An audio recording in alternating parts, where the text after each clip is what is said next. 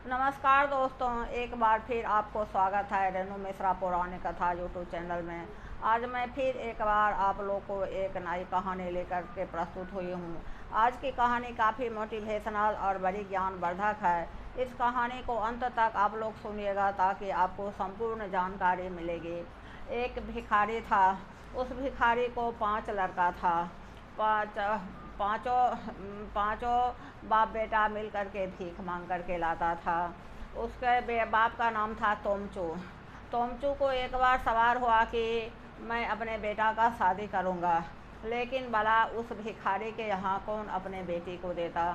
तो तोम्बी एक अनाथ लड़की थी। उसके माँ बाप जो थे सो बहुत बचपन में ही मर चुके थे। वह अपने मामा के यहाँ रहती थी और उसका जो मामा था वह किसी तरह अपना बला टालने के लिए कहीं शादी करना चाहता था।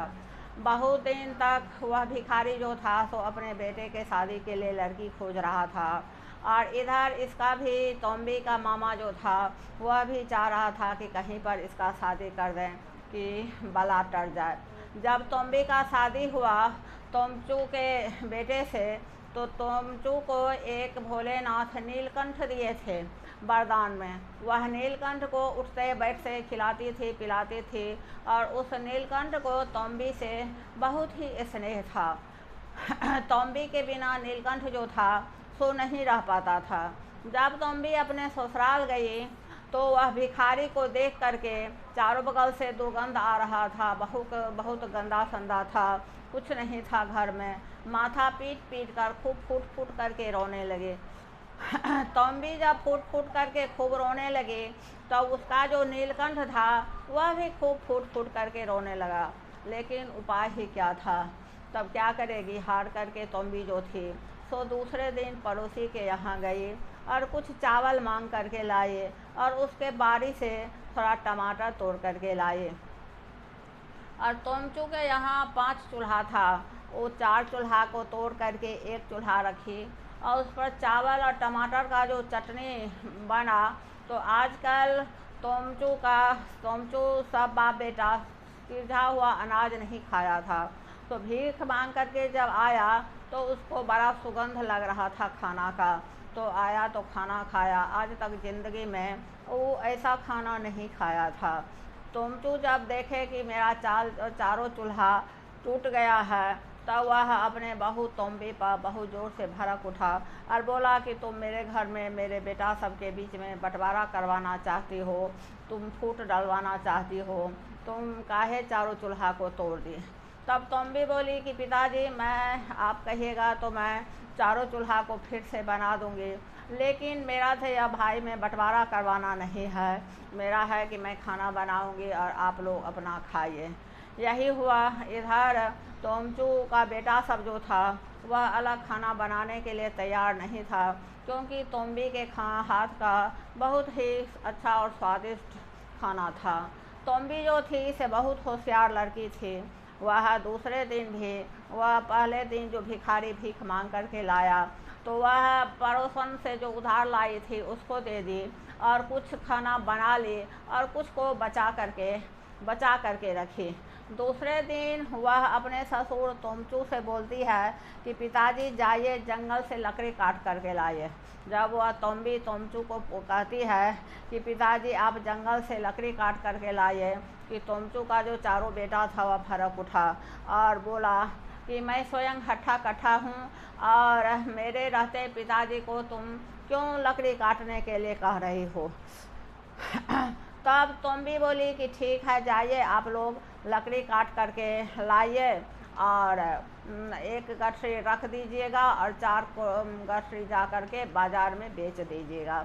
वही हुआ। चारों भाई गया, 5 गठरी लाया, एक गठरी घर में लाया रखा, और 4 गठरी जा करके बाज़ार में बेचा, और उससे जो पैसा हुआ उससे राशन पानी आने लगा, और अच्छा स्वादिष्ट खाना सब आदमी खाने लगा। और नीलकंठ जो उसके साथ था, तो नीलकंठ तो भोलेनाथ का दिया हुआ था, वह तो तोम्बी के बिना रह नहीं सकता था। और उसी में नीलकंठ जो था वही खाना खा करके अपना तोम्बी के साथ रहने लगा।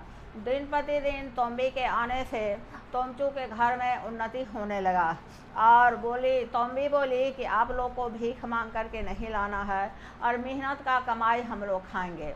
वही हुआ, मेहनत से कमा करके लकड़ी काट करके लाता था और सभी लोग आपस में अच्छा से खाना खाने लगे और खुश रहने लगे। और इधर जो तोमचू थे वह तोम्बी का प्रशंसा करने से थक नहीं रहे थे कि भगवान ऐसा बहू जो है सो सबको दे।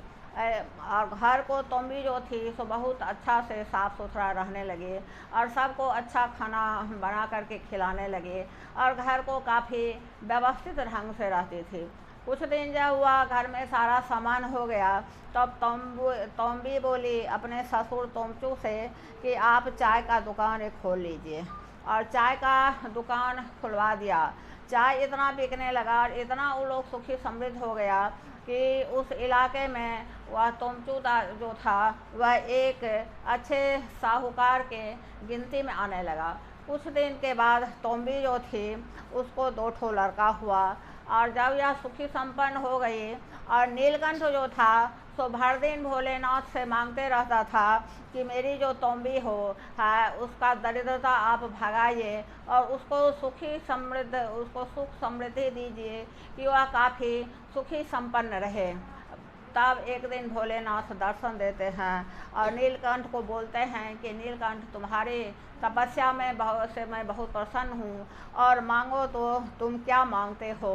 तो नीलकंठ बोलता है कि मैं कुछ नहीं चाहता हूँ, मेरी जो मालकिन है तोम्बी वह काफ़ी सुखी रहे, उसको कभी कष्ट नहीं हो, वह काफ़ी धनवान हो जाए। और भोलेनाथ बोले कि तथास्तु, ऐसा ही होगा। और उस दिन से तोम्बी जो थी सो काफ़ी सुखी हो गई।